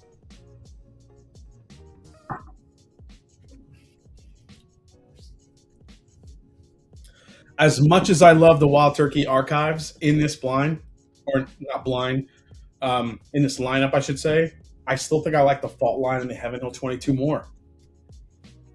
I'm going to lose my Wild Turkey membership card. Okay, let's go to the Nashville.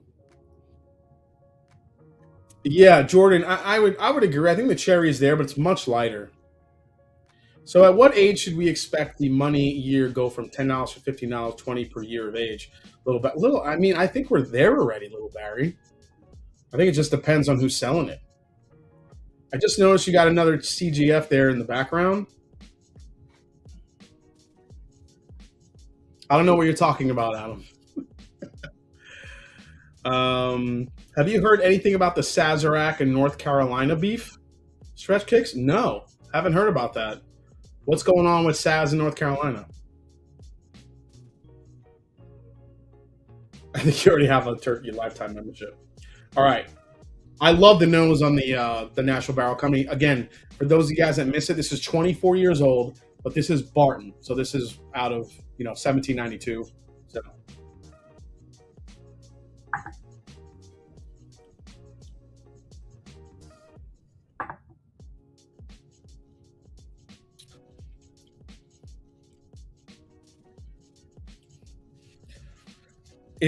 So when you talk about like fermented fruit molasses, that's what this Nashville Barrel Company 24 year has. It's delicious.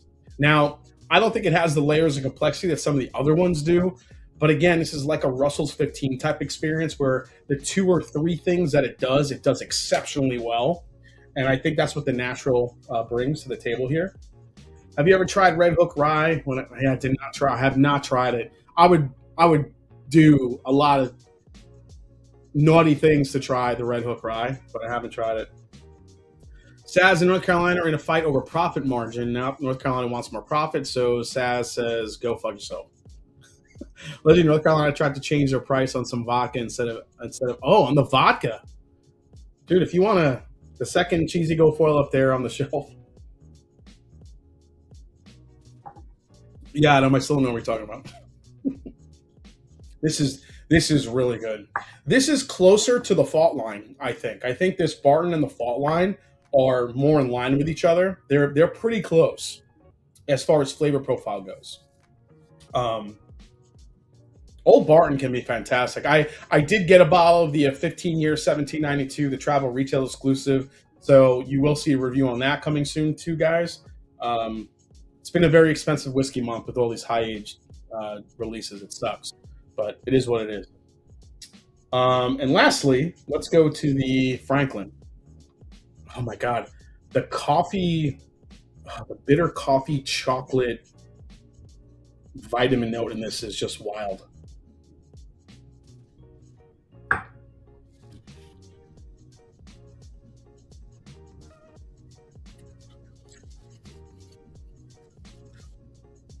The finish on that's the best.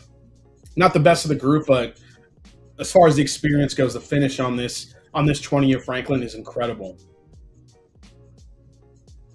It's bitter coffee, it's spice, it's dark fruit, a little bit of dark honey in there as well, and a little sweet pipe tobacco on the back end of that. Holy shit. If there's people out there that don't like Dickel, that'll change your mind. For sure. Yeah, Barton and Sazerac. Yep. I haven't gotten it yet, Danville, so I don't know yet. I think it does come in a box. I'm not sure.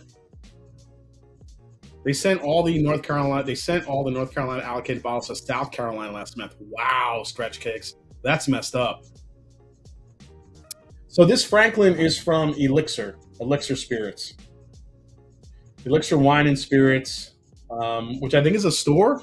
Travis in the chat can tell you more about that. Um, but you're looking at 138.5 uh, proof of Dickel power. Oh shit! All right, guys, I'm going to taste through these one more time. I will give you my final ranking here. But before we do that, let's go into a couple of news stories. Obviously, they were mentioned before, as I always like to do, just kind of keep you guys informed. But let's get into the first story with, yeah, Fawn Weaver. Guys, she's been fired as Uncle Nearest Whiskey faces federal fraud investigations. We've been talking about this, but according to a quarterly report filed by the court-appointed receiver overseeing the Tennessee distillery, and first reported by the New York Times, documents have been provided to both the U.S. Securities and Exchange Commission and the U.S. Attorney's Office for the Southern District of New York as part of separate investigations into potential financial misconduct. The latest filing also confirms that Weaver and her husband, former CEO Keith Weaver, have officially been terminated from the company. Filing does not specify what either agency is investigating, and neither office commented on the matter, according to the New York Times. Again, guys, remember, I don't know if you remember last week when we talked about this, they're actually going against Farm Credit America for apparently they think that they were lending Uncle Nearest money without actually doing any, I guess, credible research, saying that the actual, like the fact that they were giving the money was fraudulent. Like if you're a good financial institution, you should not have been ever giving Uncle Nearest money in the state that they were in. So there's actually a huge lawsuit now. Now they're going after Farm Credit America for giving them the money. They thought that a lot of the red flags were just looked over and glossed over upon. Again, this is so wild to me how this is going down. Every single week there's a nuance to it. There's a different type of thing that comes out. It's crazy, man. It really is. So I think, I think it was inevitable. Has Fawn posted anything on Instagram? I can't. I turned on some notifications to see if she would post anything. I haven't seen anything recently, but I mean, what do you think is going to happen when this all goes down? Franklin is an NDP here in Nashville. They both 25 barrels of the 20-year Dickel. This one was the outlier. There was 128 proof from Elixir 2. That was just a fruit forward. If all that said is true, let's hope they get prison time. They effed up Uncle Nearest hard. Yeah, it's true. So we'll see what happens with that, guys, as we go forward. But it looks like the Weavers are no longer part of Uncle Nearest and their story. It's a look. I'm not going to defend them. It's the story of Uncle Nearest. I think is an important one for whiskey, and I like as a whiskey nerd, I took a deep dive into the history, and I thought it was fascinating. And the fact that Fawn Weaver and just everyone involved in that operation fucked it up so bad and just has completely ruined the entire. Because now it's like when you hear of Uncle Nearest Green, it's not just the distiller and the person that taught Jack Daniels how to distill and made such a historic contribution to whiskey. Now it's going to get clouded by all this turmoil that's going on with the company, and it just sucks. It just sucks. So, I don't feel bad for them, but they had a very precious story and a precious brand in their hands that they should have protected and did the right thing by, and they completely fucked it up. So I have no sympathy for them, but I do feel sympathy for the brand itself. It puts Uncle Nearest in a light that should be bright and a beacon for everybody to learn more about whiskey, and instead it's being clouded by all this mistrust and all of this financial, I don't know, just all this this fraudulent shit that's just going down. It's sad. It really is sad. I hate it. It is a real shame. It just I wish it didn't happen, but it happened. Speaking of speaking of Jack Daniels, I don't know if you guys heard this story just came to the forefront not that long ago, but CEO of Jack Daniels, owner, retires months after the $15 billion takeover bid collapsed. That's right. On Monday, the president and CEO of American Spirits giant Brown-Forman announced he is retiring from the company effective upon the appointment of a successor. Lawson Whiting led the Kentucky mainstay through 7.5 years of rapid transformation, overseeing Brown-Forman as its flagship brand. Jack Daniels successfully swung from budget-friendly fare to high-end single-barrel whiskeys treasured among collectors. But Whiting's leaves amid a period of deep uncertainty as rival firms have attempted to maneuver multi-billion-dollar acquisition deals of the prolific but ailing company. So this was a public statement by him. He said it's been the privilege of a lifetime to lead Brown-Forman. Whiting remarked in a public statement, we're entering this transition from a position of strength. Brown-Forman has principled leadership, a foundation of iconic brands, and a global team with immense depth and talent. I'm sorry. I don't think you're leaving from a position of strength. Not if you're looking to sell the company. That doesn't mean strength to me. That means you're trying to put lipstick on a pig. Sorry, that's what it is. I can't listen. As someone that's been in the corporate America for so long, I know when they're bullshitting, that's bullshit. You don't retire and you don't say you're coming in you're leaving the company in a position of strength. No, you're trying to sell the company off, which is not a position of strength. You've closed cooperages. You've backed out. You've backed on distilling. That's not strength. That's more desperation.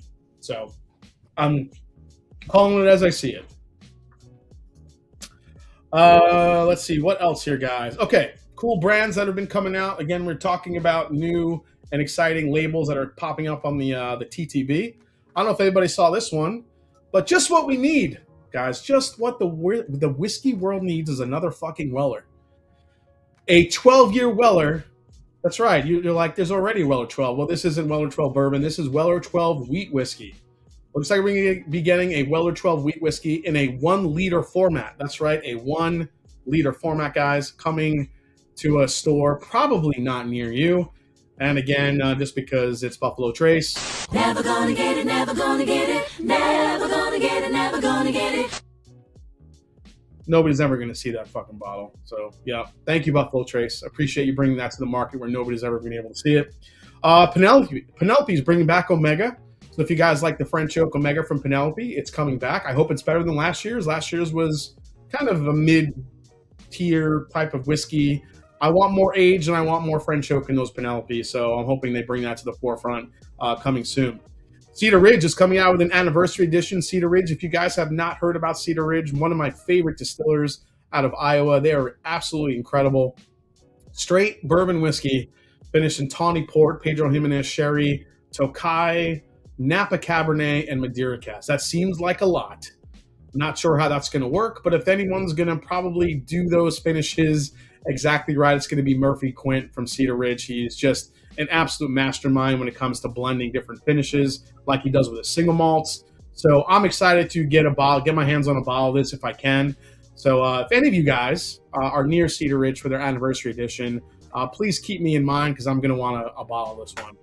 Also, real quick, guys, if you have not heard, speaking of Weller 12 is now going to be doing barrel picks. That's right. Sazerac has added Weller 12 year to their menu of single barrel selects from Sazerac. So if you guys have been going crazy over Buffalo Trace picks, Stag picks, Colonel Taylor single barrel picks, well, next year we're going to start seeing Weller 12 year single barrel selections coming to a store or a high-priced gouging store near you because you know these prices for these things are going to be stupid. I'm sure we're going to see these on secondary probably next year, maybe even sooner. I'm not sure how soon these are rolling out, but it looks like Weller 12 store picks are going to be hitting the market pretty soon here. And as always, guys, we have our bourbon meme of the week today. Today I have two of them for you. Here's the first one. The first bourbon meme of the week has to do with celebrating the 25-year anniversary of Harry Potter. That's right, guys. Harry Potter. 25 years that Harry Potter's been out. That's crazy. That makes me feel so old. I remember going out and seeing the first movie. And whether you guys are Harry Potter fans or not, I thought this was pretty funny. It's the missing book, Harry Potter and the bottle swap. It's actually Harry Potter and Draco Malfoy swapping an eagle rare and a Blanton's. Quick question to the chat: who wins in this regard? The person getting the Blanton's or the person getting the eagle rare? Who wins the duel? I say whoever gets the eagle rare is winning. That's my take. And lastly, this weekend I'm going to be going to a wedding. And I don't know if I've mentioned this to you guys, I normally don't drink on the weekends. I try not to, but since we're going to be at a wedding, and there's going to be all these people probably talking to me about bourbon, this is basically going to be me, me hiding from bourbon this weekend. It's going to be staring me in the face. I know this is going to be the shit. This is going to be happening to me this weekend. So there are your bourbon memes of the week, and just because. That's what's happening. This is probably going to be dancing. This is probably going to be me dancing at the wedding. I told you guys I'd be playing this. Here we go.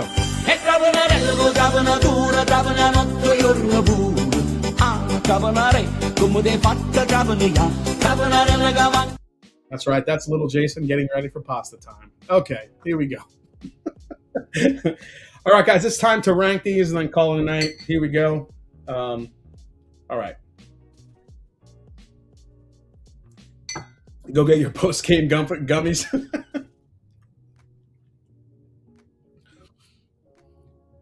That's wild.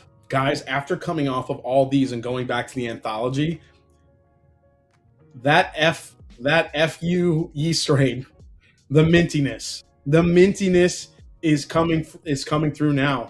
Wow. Cherry mint chocolate and that pastry note all day long on the anthology.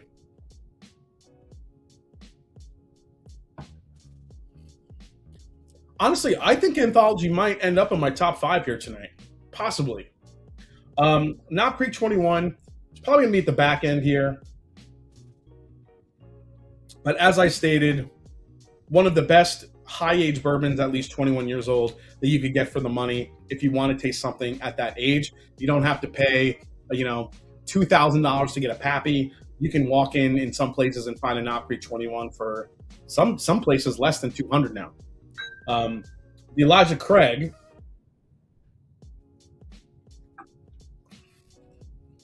The Elijah Craig 21, I think, is slightly better than Knob Creek 21, but I don't think it's a huge leap forward over the Knob Creek. I still think between the Elijah Craig 21 and the Knob Creek 21, I think the Knob Creek is the better buy. Honestly, this cost me $300, and while I like it, I think this is easily the better buy between the two. So between the two, Knob Creek 21, just based on value alone, versus the Elijah Craig 21. Now we're getting into the big boys. The Heaven Hill 22.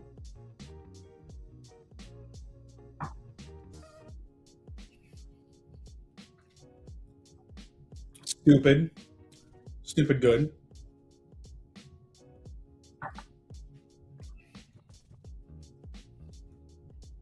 Man, these back-to-back are just incredible whiskeys.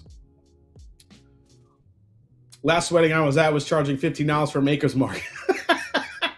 So I did find out it's a cash bar, unfortunately. I don't understand. I'm going to an Italian wedding, and they're making us pay for drink. I think the first drink is free, and then the other ones are cash.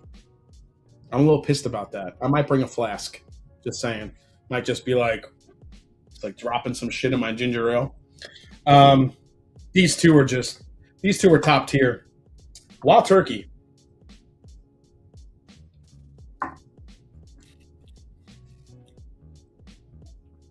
It's such a different profile coming off these two.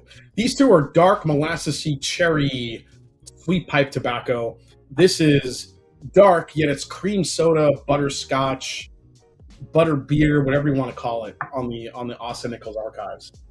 It's just a different beast compared to what we've gotten from either the single rick houses or even Russell's 15. This Nashville,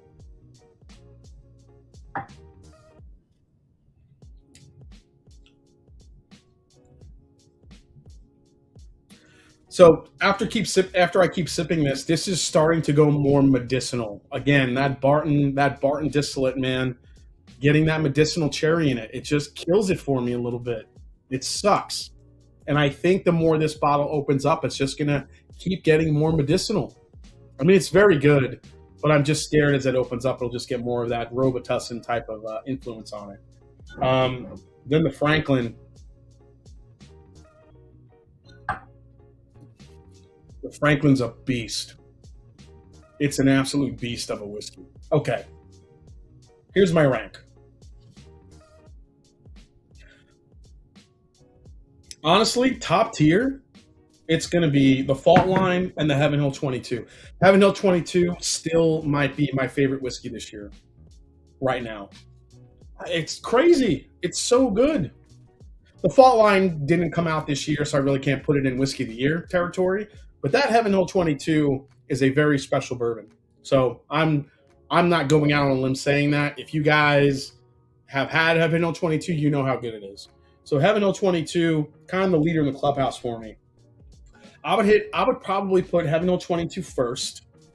I would probably put the Fault Line second. Third for me. This might sound crazy. I might put that Franklin third. The Dickel. That 20-year Dickel is insane. And I think it's just because it's so different and it's so dense and thick. The Franklin has one thing that none of these others have, which is, well, not that none of them have it, but I think the Franklin has the most texture out of all of these. It's the most heft on the palate. It's got density. It's got thickness and richness. And that bitter coffee bean, I actually absolutely love it. Fourth, I'd probably put the Archives, because that butterscotchy note to me is just the shit. Then I'd probably put so let me see, 1, 2, 3, 4, and I think the Anthology would be number 5, and then I think the rest would kind of round itself out. I'd probably put the Nashville at 6, and then these two at kind of 7 and 8 respectively. 1, 2, 3, 4, 5, 6. Yeah, that's it. That's my ranking, guys. But I think overall, I think Heaven Hill 22 is still the high age whiskey winner of 2026 right now. This blind proves it. Well, not blind, but this comparison I think proves it. Just all these great whiskeys, all these high ages. This was kind of eye opening for me. I'm like really thinking on this. Like, what in the world? Where are we with these high age whiskeys and what's good and what's not good? And as much as we want to complain about pricing and complain about availability, and that is completely fair, but we are living in a world of just whiskey bourbon heaven right now. The amount of these, we've always wanted these high age whiskeys. Well, they're here. You have to pay for them, but they're here. Which one would you rebuy? I would definitely rebuy the Heaven Hill. I would definitely rebuy the Fault Line.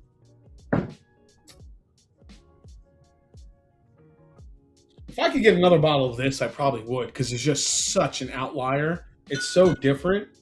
I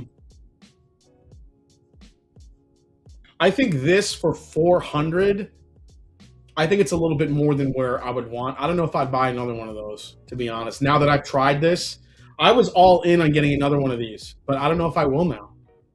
That's what I'm thinking on. I don't know if I'll get another one of these. I'd rather take that money and put it towards another Russell's 15, to be honest. Oh my God, I can't believe I'm even saying that, but it's true. It's true. Revelations coming from the Master and Drum right now. Yeah, the fact that we're in a situation to get nitpicky about which 20-year bourbon we want is in itself pretty remarkable. This is the statement of the night here, right here, guys. This is Jason Coates put it perfectly. The fact that we're nitpicking about these high age bourbons, when all we wanted for so long was high age bourbons, it's pretty crazy to think about. All right, guys, before I say goodnight, I promised I would blend all these. Let's do it. I'm not gonna. I'm gonna blend a little of each of these.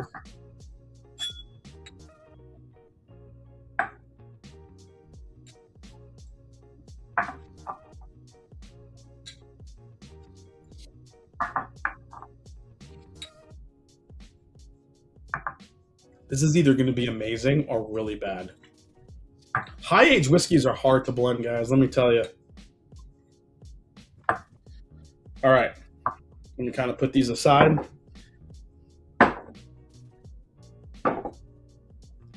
I really hope you guys enjoyed this as much as I did breaking these down. I think what I'm going to do is, I think in 2 weeks when I get back, what I'm going to do is I'm going to keep these bottles out and I'm going to make a sample pack. Maybe I'll make 2 sample packs of like 2 1-ounce sample packs of all of these, and we'll give them away in a couple weeks. Why not? I think everybody or some people should have a chance to try all of these in one flight. If I could do it tonight, I would, but I'm going to be away for a week and a half, so I don't want to do it right now. But I think in 2 weeks when I get back, I'm going to put together 2 packs, 1-ounce samples of all of these, and we'll give them away. So, yeah. I mean, it'll, just throw a super chat in there to enter. It could be $1.99. I don't care. But if you're in the mix, I'm going to put together a sample pack for you guys because I think this is worth experiencing. Okay, let's try the blend here, guys. I know you'll remind me, Big Vic. All right, so on the nose with this one. It smells pretty freaking amazing, I will say. Specifically, 2 people should try this. Yeah, Art Reserve is only at 900 secondary now. Yeah, that's true. This is the most I've been able to watch actually live. Such a terrific show. You're such great content creator. Thanks so much, man. Okay. Nose on this. Sweet tobacco completely through the roof. That is the main dominant note here with the blend. There's obviously a lot of dark fruit here, whether it be dark cherry, borderline raisin. There's molasses coming through too, but it's not super heavy.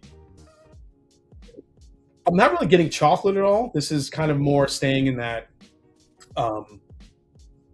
like that old antique oak, antique cherry type of vibe. The caramel in this. It's almost also coming up like Heath Bar in a way. Would love to try these, says Vince Aldrich. Oh, cool, man. We're gonna do this in 2 weeks, but I appreciate that. Any Hungarian whiskey to try while in Eastern Europe? I don't know. What's good Hungarian whiskey? I have no idea. That's about 300 years of combined age. Let's try it. Let's see how this tastes, guys.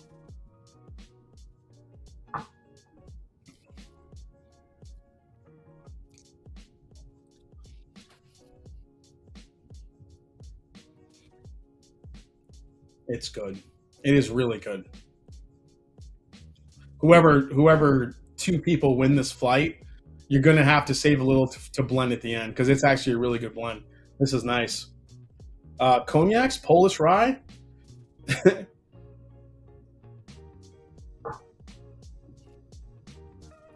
Oh, it's really good.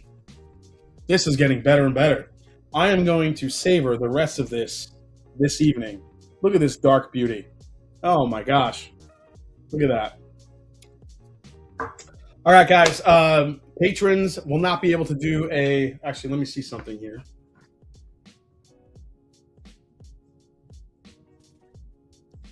Patrons, I will not be able to do an after party tonight. But patrons, if you're watching, I will be posting. We picked 2 incredible barrels from Sealbox recently. We'll talk more about that if some of you watched it or some of you didn't. Kind of a couple of 2 surprise barrels we're going to be bringing you guys that are really special.